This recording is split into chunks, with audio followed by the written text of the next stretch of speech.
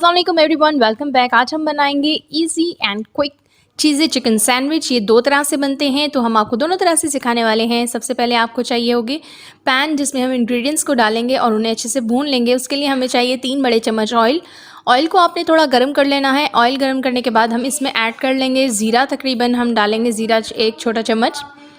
यहाँ पर मैंने ज़ीरा डाल दिया है। ज़ीरे को हमने 3 मिनट तक भूनना है, ज़्यादा नहीं भूनना। अगर ज़्यादा ज़ीरे को भून लेंगे तो ज़ीरा काला पड़ जाएगा, तो ज़ीरे का कलर हमने चेंज नहीं करना।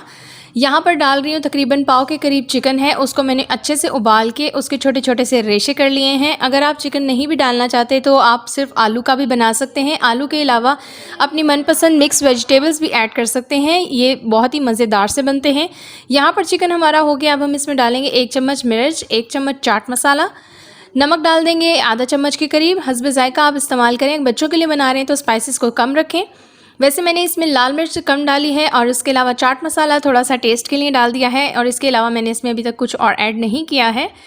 अब यहाँ पर हम इसमें शामिल कर देंगे उबले हुए आलू। उबले हुए आलू तकरीबन मैंने ले लिए थे, पाव के करीब आलू ले लिए हैं। उन्हें अच्छे से मैंने उबाला था। उबालने के बाद मैंने उन्हें अच्छे से पीस लिया है, क्योंकि सैंडविच में डालने हैं तो आलू आपके अच्छे से पिसे हुए होने चाहिए। अगर मोटे मोटे होंगे तो सैंडविचेस आपके फट जाएंगे, यानी कि ब्रेड में जब आप इसकी लेयर लगाएंगे तो ब्रेड फटना स्टार्ट हो जाएगी, आपके सैंडविचेस अच्छे नहीं बनेंगे। अब इन सबको अच्छे से भून लें। तकरीबन 5 मिनट आपने इसे भूनना है, ज़्यादा टाइम तक नहीं भूनना, क्योंकि ऑलरेडी चिकन और हमारे आलू पहले से ही उबले हुए हैं। तो हमने इसे 5 मिनट तक मज़ीद जो है भूनना है, ताकि इसके अंदर ये जो कचैंद है वो निकल जाए। 5 मिनट भूनने के बाद आपने इसे रख देना है ठंडा होने के लिए, और ठंडा होने के बाद आपने क्या करना है, ब्रेड ले लेने हैं नॉर्मल, जितने की आप स्लाइसेस बना रहे हैं। सबसे पहले लेयर लगा लेंगे केचप की। केचप नहीं है तो कोई बात नहीं, आप मायोनीज़ का इस्तेमाल कर लें।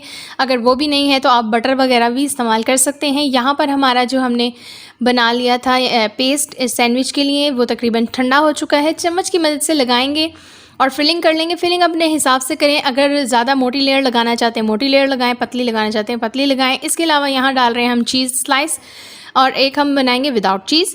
यहाँ पे चीज़ स्लाइस डालने के बाद हमने ब्रेड को अच्छे से प्रेस करना है। यहाँ पर ग्रिल पैन ऑलरेडी मैंने गर्म करने रखा हुआ था। अब हम क्या करेंगे, इस पर ऑयल लगा लेंगे। ये ऑलरेडी नॉन स्टिक है, ऑयल लगाने की ज़रूरत तो नहीं है, लेकिन ऑयल लगाने से ये होता है कि सैंडविचेस में अच्छी सी एक लेयर आती है, एक अच्छी सी शाइन आ जाती है, दिखने में काफ़ी अच्छे लगना शुरू हो जाते हैं। तो इस वजह से हमने इसमें ऑयल लगा लिया है। ऑयल के बगैर भी इसे पका सकते हैं।